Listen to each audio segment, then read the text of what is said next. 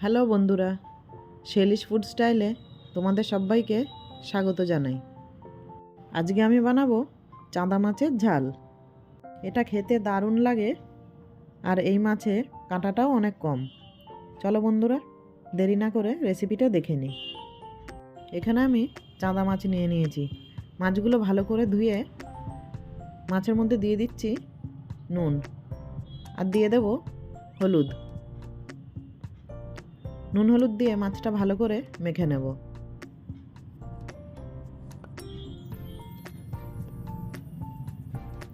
প্রত্যেকটা মাছের গায়ে নুন হলুদটা ভালো করে মেখে নিয়েছি।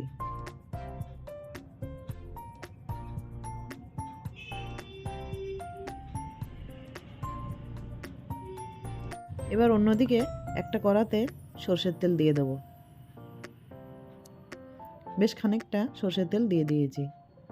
তেলটা ভালো করে গরম হয়ে গেলে নুন হলুদ মাখানো মাছগুলো দিয়ে দেব।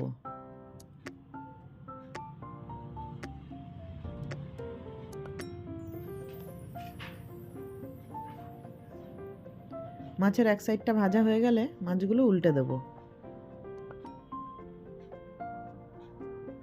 আর এই মাছগুলো কিন্তু একটু কড়া করে ভেজে নিতে হবে।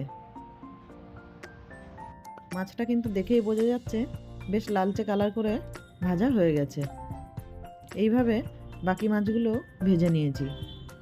ওই তেলের মধ্যেই দিয়ে দেব দুটো পেঁয়াজ কুচি আর কয়েকটা চেরা কাঁচা লঙ্কা। পেঁয়াজ আর লঙ্কাটা নাড়াচাড়া করে ভেজে নেব।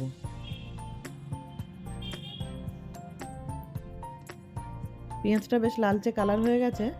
পেঁয়াজটা ভালো করে ভাজা হয়ে গেছে। এই সময় দিয়ে দেব একটা টমেটো কুচি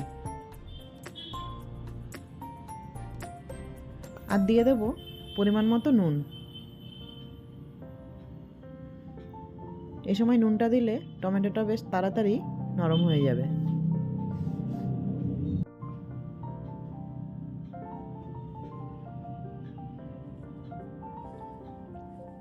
টমেটোটাও বেশ ভাজা ভাজা হয়ে গেছে। টমেটো ভালো করে নরম হয়ে গেছে। এই সময় দিয়ে দেব লঙ্কা গুঁড়ো আর দিয়ে দিচ্ছি হলুদ। দিয়ে দেব সামান্য জিরে গুঁড়ো আর দিয়ে দিচ্ছি হাফ চামচ মতো ধনে গুঁড়ো। সামান্য জল দিয়ে মশলাটা ভালো করে কষিয়ে নেব।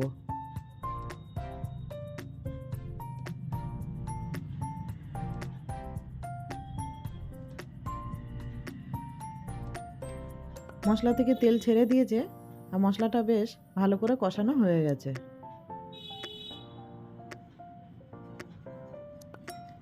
এই সময় দিয়ে দেব পরিমাণ মতো জল। আমি এখানে 1.5 গ্লাস মতো জল দিয়ে দিয়েছি।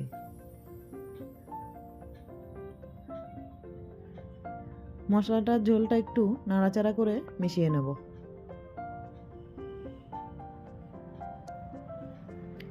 ঝোলটা ফুটে উঠলে ভেজে রাখা চাঁদা মাছগুলো দিয়ে দেব।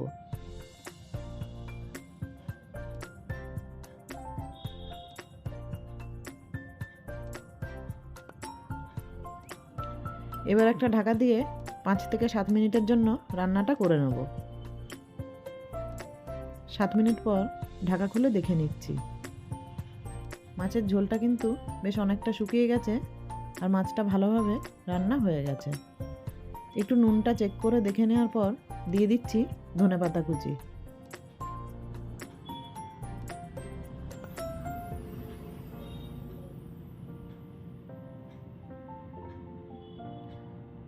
আবারও একটু বেশ নাড়াচাড়া করে মিশিয়ে নিয়ে তৈরি হয়ে গেল চাঁদা মাছের ঝাল।